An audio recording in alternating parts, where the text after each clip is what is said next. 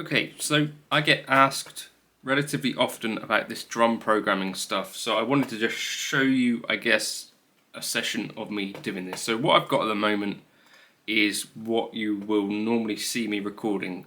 So I start off with a loop, a few bars of loops, which are recorded to a click. Because it's a nylon guitar, clearly some clicks coming through there, a bit of bleed, not my sugar. What I've already programmed in, so I tend to use Native Instruments for almost everything. So this is like my electric kit style stuff. So I've got an 808 multiple kit in battery, which is a Native Instruments. Right, so you can see this is how I work basically. This kind of, is this a piano roll editor? That sort of thing.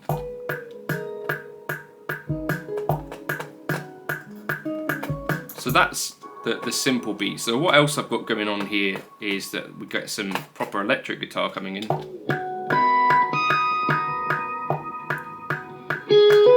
I thought at that point we could bring in some real drums. So I'm gonna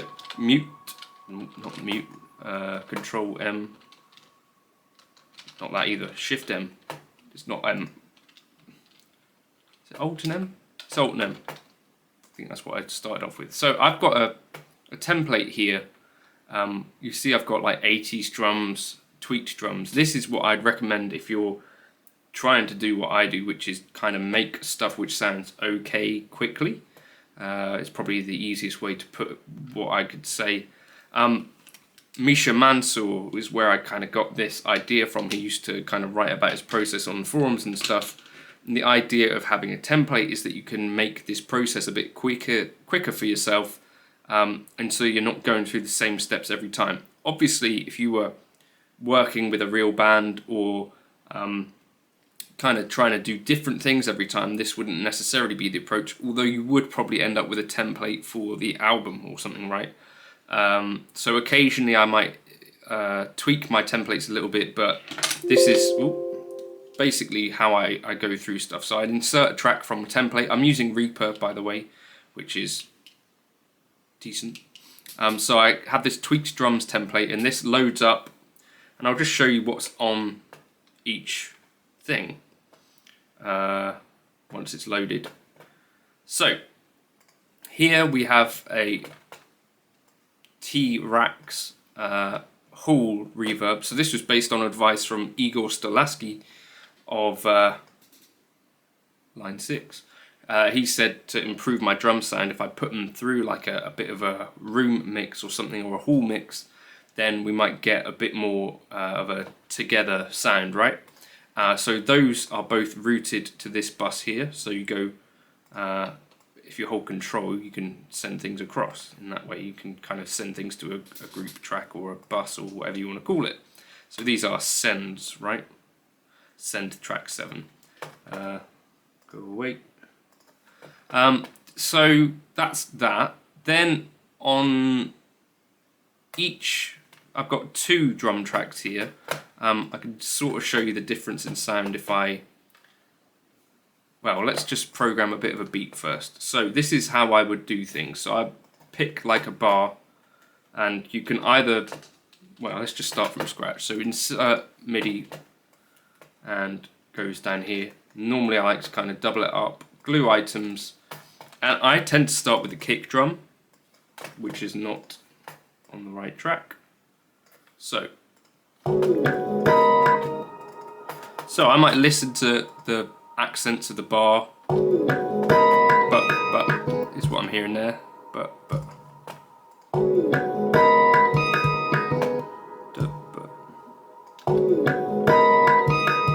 And I have it generally in 16ths. And then if it's in 7, like this one, I'd like to kind of repeat that thing. Just to have a kick, certainly on the 1 if you're in a 7.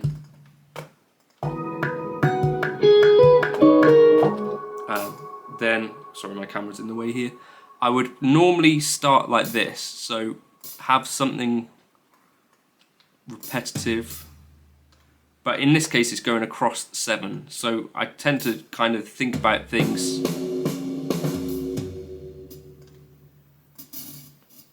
and kind of just experiment and listen. So we've got a big gap here.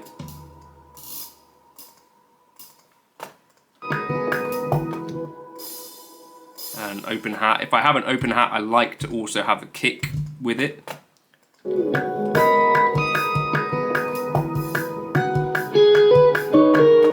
we get a nice kind of like off-kilter feel to that. So now I've got to think about where the snare drum might be.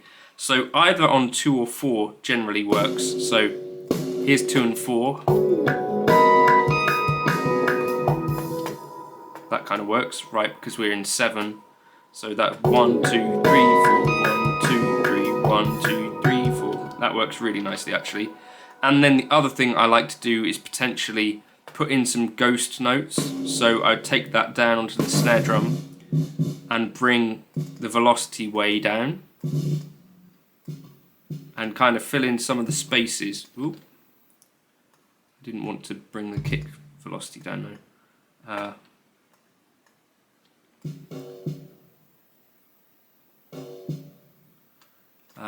But try and keep them on the beat, I think. I don't want that kick there either. And just double that up as well. So then we get this as our drum loop.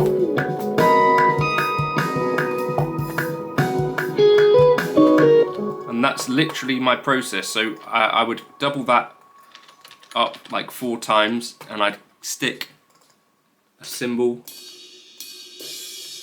here for the start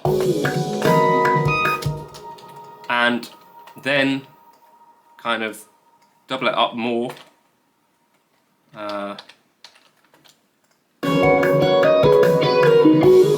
Add in fills, so generally like fills I like to start in this kind of way.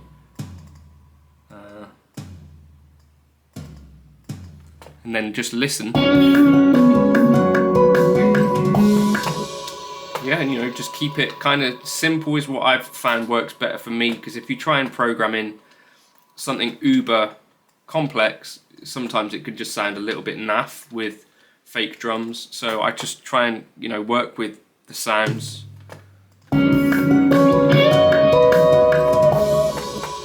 And, you know, don't try and overcomplicate it is my way of doing it, because I'm not trying to necessarily sound like Mike Portnoy. I just want it to sound vaguely like a drum kit. So then I'm using Contact 5 Studio Drummer, and the mixer looks something like this.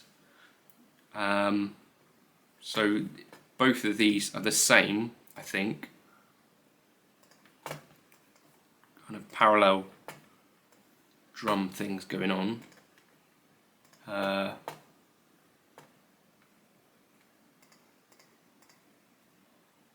Slightly different EQ settings, and then both have an LA2 compressor, but one actually ends up having more bass than the other, and I could sort of blend between the two, so we have like a,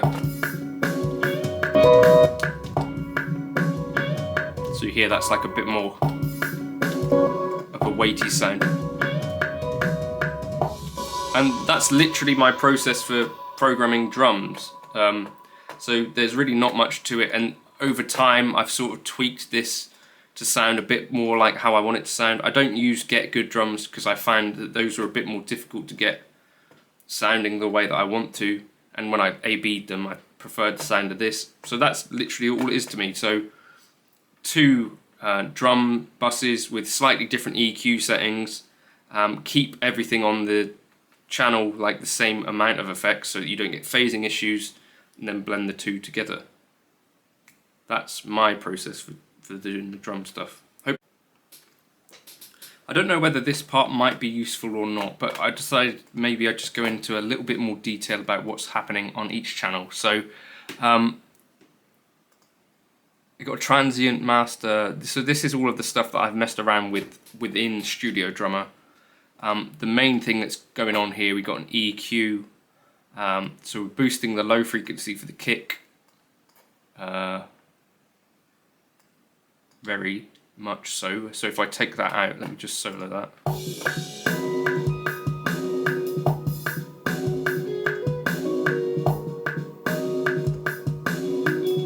Like it's giving it a lot of weight. Then on the snare, similarly, we're boosting the low frequency to give that kind of snappy stuff, and also the low mids. So about, this doesn't give me a helpful pointer, but again, let's just compare the difference.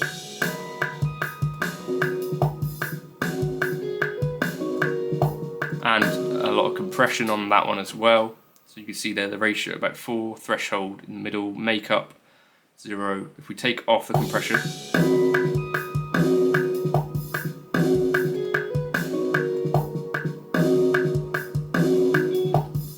interesting sound. Then the hi-hat, I think that might be one of the things that I brought down on the other channel. Not much going on EQ wise for that, is there? I've taken down the low frequencies a bit because you can get like a bit of a mushy sound from cymbals, and I find that you kind of want the more pingy stuff. Then toms, equally pushing the lows a little bit on each of them. I think toms are a really hard thing to get sounding good anyway, especially the fake ones. And I'm pushing the lows in the overheads as well. So those are the things that I would mess around with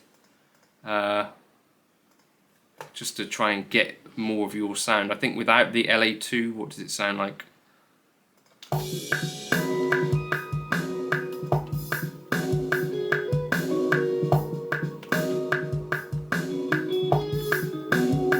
So a lot of compression on this. You know, I'm not saying that I'm any good at getting drum sounds, so this is why I'm sort of reluctant to do this video, but since I've been asked, this is how I do it. Then this other bus, basically similar settings. I think I'm sending less of the hi-hat out into the overheads. None of the kick into the overheads either. Quite a lot of snare into the overheads. And equally just pushing the low ends a bit. Hi-hat, you see I've taken down, so that's not as prominent on this mic. But yeah, the rest of the settings roughly the same. So that for me, take the kick out of the overheads, because I don't know, for me I don't want too much of the kick in the overheads or in the room. I think that's the case on both. Let's have a look. Okay, or at least on one of them, so that in your side chain kind of compressed one, you've got a bit of more of that kind of, you know, straight in your face kick stuff. Yeah, that's my process. Let me know if that's at all helpful. If there's any other questions, I'll be happy to try and answer them. But yeah, that's literally my process. It's not particularly sexy.